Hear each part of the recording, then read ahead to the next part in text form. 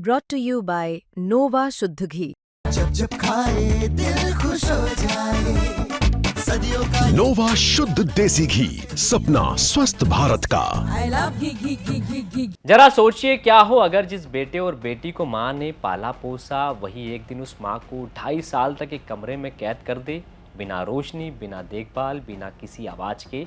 तो उस माँ पर रोज क्या गुजरती होगी। नमस्कार, मैं हूँ आपके साथ गौरव जगताप और आप देख रहे हैं एमपी तक। तो भोपाल के कल्पना नगर में 70 साल की बुजुर्ग माँ को उसके ही बेटे और बेटी ने कमरे में बंद कर रखा था। पड़ोसियों को महीनों से उस महिला की झलक तक नहीं दिखी थी। शक हुआ तो उन्होंने पुलिस को सूचना दी और जब पुलिस दरवाजा तोड़कर अंदर पहुंची तो जो नज़ारा देखा उसने हर किसी की रूह हिला दी। कमरे में गंदगी का अंबार था, जमीन पर पड़ी एक बूढ़ी माँ कमजोर, थकी हुई और इतनी लाचार कि उठ तक नहीं पा रही थी। पुलिस ने तुरंत महिला को बाहर निकाला और अस्पताल पहुंचाया। जानकारी के मुताबिक पति की मौत के बाद वो अपने बेटे अजय सैनी और बेटी सोनाक्षी सैनी के साथ रह रही थी, लेकिन दोनों ही बच्चे मानसिक रूप से कमजोर है, किसी को बताने का साहस नहीं था और मां की हालत दिन ब दिन बिगड़ती चली जा रही थी। अतिरिक्त पुलिस उपायुक्त गौतम सोलंकी के मुताबिक बुजुर्ग महिला को फिलहाल इलाज के लिए भर्ती कराया गया है और सामाजिक संस्थानों की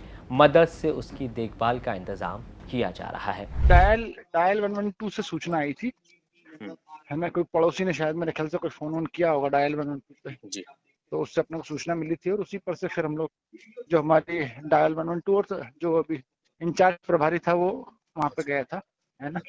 वो गए तो वहाँ पे वो महिला थोड़ी सी विक्षिप्त टाइप की, बच्चे भी विक्षिप्त है। हाँ, वही चौकस पड़ोसी या जो आसपास के लोगों में से किसी ने फोन किया होगा। अभी हॉस्पिटल में है महिला वो। अरे बच्चे भी विक्षिप्त है। बच्चे मतलब क्या, वो तो बड़े हैं बेसिकली। रख नहीं रखा था, वो तो रहते वही है, घर ऐसा ही है पूरा, उसमें पूरा कचरा भरा हुआ है और सब उस तरीके से ही रहते हैं। खाना पीने का आसपास के लोग दे देते होंगे। जो सामाजिक विभाग, न्याय विभाग है और ये जो अन्य डिपार्टमेंट है और पुलिस की मदद से उनको कहीं जो है वृद्धाश्रम या कहीं उनको शिफ्ट करवा देंगे।